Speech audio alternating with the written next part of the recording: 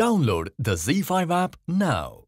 Zee मराठीवरील स्वराज्यरक्षक संभाजी ह्या मालिकेच्या 14 मार्चच्या भागात येसुबाई, राणीसाहेब आणि सकवारबाई बोलत असताना तिथे एक सेविका येऊन राणूबाई येत असल्याची खबर देते. तितक्यात राणूबाई महालात येतात. येसुबाई, राणीसाहेब त्यांची विचारपूस करतात आणि संभाजी महाराजांचं राज्याभिषेकाबाबत मतपरिवर्तन करण्याची विनंती करतात.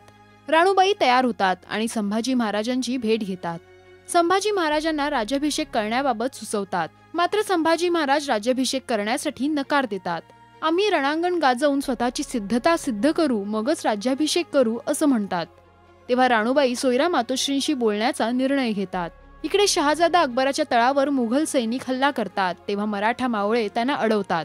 इकडे रायगडावर सर्वजण सोयरा मातोश्रींच्या भेटीला जाऊन राज्याभिषेकाबाबत सोयराबाईंनी शंभूराजेंशी बोलण्याबाबत सुचवतात. मात्र सोयराबाई तब्येतीचं कारण पुढे करत सर्वांना निघून जायला सांगतात. तेव्हा सर्व गेल्यावर राजाराम राजे त्या असं का वागल्या असं विचारतात. इकडे सदरेवर ब्रिटिशांचा एक वकील संभाजी महाराजांच्या भेटीस येतो आणि ब्रिटिश गव्हर्नरने एक पत्र पाठवल्याचं सांगतो.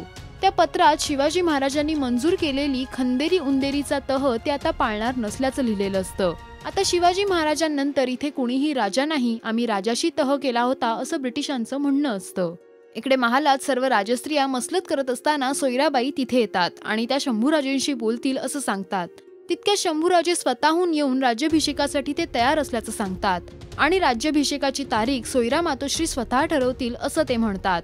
ह्या मालिकेच्या आगामी भागात सर्व कारभारी शंभूराजेंच्या राज्याभिषेकात सामील व्हायचं, मात्र राज्याभिषेक होऊ द्यायचा नाही असं ठरवतात. संभाजी महाराज कारभाऱ्यांना धडा शिकवणार का? औरंगजेबाला राज्याभिषेकाची बातमी कळणार का? हे सर्व पाहण्यासाठी पाहत राहा स्वराज्यरक्षक संभाजी, सोमवार ते शनिवार रात्री 9 वाजता फक्त झी मराठीवर. मराठी टेलिव्हिजन इंडस्ट्रीचे अपडेट मिळवण्यासाठी पहा आणि सबस्क्राईब करा राजश्री मराठी शोबज.